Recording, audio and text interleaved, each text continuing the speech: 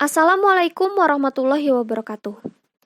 Nama saya Safana Dlia Fauziah dari Program Studi Desain Komunikasi Visual Fakultas Pendidikan Seni dan Desain Universitas Pendidikan Indonesia. Saya akan mempresentasikan tentang penanganan sampah dalam angkutan kota. Presentasi ini berdasarkan artikel ilmiah yang telah saya buat untuk memenuhi tugas UAS dari mata kuliah Sosiologi Desain. Yang pertama, pendahuluan. Sampah. Sampah merupakan suatu permasalahan yang perlu diperhatikan. Sampah diartikan sebagai benda bersifat padat, tidak dipakai, tidak diinginkan, dan dibuang. Sampah yang dibuang sembarangan bisa merusak keindahan, menimbulkan ketidaknyamanan, bahkan menjadi penyebab masalah kesehatan. Sampah sering ditemui di berbagai macam tempat, seperti di pinggir jalan, di pasar, di lapangan, dan tak terkecuali di dalam angkot atau angkutan kota adalah salah satu kendaraan umum yang paling sering digunakan oleh masyarakat di Indonesia. Kita bisa menemukan angkot di berbagai daerah. Warna dari setiap angkot juga beragam. Ada yang berwarna biru, hijau, kuning, dan lain sebagainya tergantung dari rute yang diambil. Angkot tidak memiliki tempat pemberhentian khusus, seperti bis. Dia bisa berhenti di mana saja untuk menaikkan ataupun menurunkan penumpang. Di sudut-sudut angkot, sering ditemukan berbagai macam sampah, mulai dari sampah botol plastik sampai dengan sampah bekas makanan.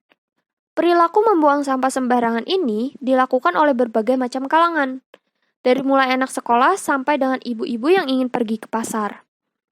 Mereka seringkali membawa makanan ataupun minuman ke dalam angkot, kemudian membuangnya kemana saja, seperti diselipkan di sela-sela kursi, di kolong kursi, atau dilempar keluar jendela maupun keluar pintu. Permasalahan inilah yang membuat saya ingin meninjaunya lebih lanjut. Tujuan dibuatnya artikel ilmiah ini adalah yang pertama, untuk mengetahui faktor apa saja yang membuat angkot kotor oleh sampah. Yang kedua, mengetahui bagaimana penanganannya. Dan yang ketiga, untuk menyadarkan pentingnya menjaga kebersihan angkot. Metode penelitian. Metode penelitian yang digunakan adalah metode penelitian kualitatif. Metode penelitian ini menghasilkan data deskriptif berupa kata-kata atau lisan dari orang-orang atau perilaku yang diamati. Teknik pengumpulan data yang dilakukan peneliti adalah metode angket atau kuesioner. Peneliti memberikan pertanyaan atau pernyataan tertulis kepada 15 responden untuk dijawab. Responden berasal dari berbagai daerah dan merupakan orang yang biasa menaiki angkot. Pertanyaan yang diajukan seputar permasalahan sampah yang ada di dalam angkutan kota. Data-data yang didapatkan kemudian akan ditafsirkan oleh peneliti. 2. Hasil dan pembahasan. Berdasarkan hasil angket yang dibagikan oleh peneliti, ada faktor-faktor penyebab yang membuat angkot itu menjadi kotor dan dipenuhi oleh sampah. Di antaranya, 1. Ketidakpedulian terhadap kebersihan. 2. Penumpang membuang sampah sembarangan. 3. Sopir tidak membersihkan angkot. 4. Tidak ada tempat sampah. Dan 5. Penumpang enggan menyimpan sampahnya untuk sementara waktu. Dari kelima faktor tersebut, faktor penyebab utama yang membuat angkot menjadi kotor oleh sampah adalah karena tidak tersedianya fasilitas pembuangan sampah di dalam angkot. Semua responden menjawab bahwa kebanyakan dari angkot yang mereka naiki tidak memiliki tempat sampah. Hal ini membuat penumpang kesulitan untuk membuang sampah pada tempatnya. Namun sebenarnya, penumpang masih bisa menyimpan sementara sampah mereka di dalam tas ataupun di saku.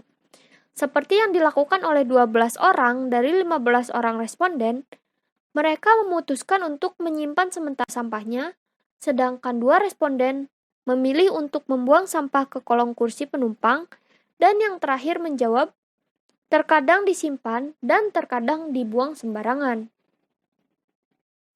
Dari sini kita bisa melihat bahwa masih banyak orang yang sadar akan kebersihan, Orang yang menyimpan sampahnya untuk sementara waktu lebih banyak daripada orang yang membuang sampahnya sembarangan.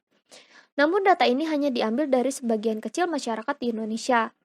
Kenyataan di lapangan bisa saja memiliki perbedaan. Hal yang pasti bisa kita ambil adalah angkot membutuhkan fasilitas pembuangan sampah untuk menjaga angkot tetap bersih. Tempat sampah khusus untuk angkot. Tempat sampah yang diperlukan oleh angkot tidak sembarangan. Berdasarkan hasil angket yang dibagikan, mereka membutuhkan tempat sampah dengan kriteria sebagai berikut. Tempat sampah yang dapat dijangkau dengan mudah, tempat sampah yang memiliki penutup, tempat sampah yang tidak mudah tergeser ataupun jatuh. Berikut ini merupakan saran desain tempat sampah khusus angkot berdasarkan pemikiran dari saya sebagai peneliti dan juga pemikiran responden yang sudah disebutkan sebelumnya.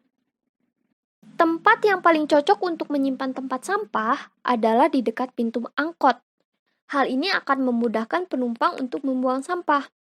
Mereka hanya perlu membuangnya saat akan turun dari angkot. Penumpang yang duduk di dekat pintu ataupun yang duduk di bagian paling belakang bisa menjangkau tempat sampah tanpa perlu meminta bantuan orang lain untuk membuang sampah mereka. Karena tempat sampah disimpan di bagian pintu masuk, maka bentuk tempat sampah perlu dibuat ramping agar tidak menghalangi jalan. Ukurannya pun dibuat pas, tidak terlalu besar ataupun terlalu kecil.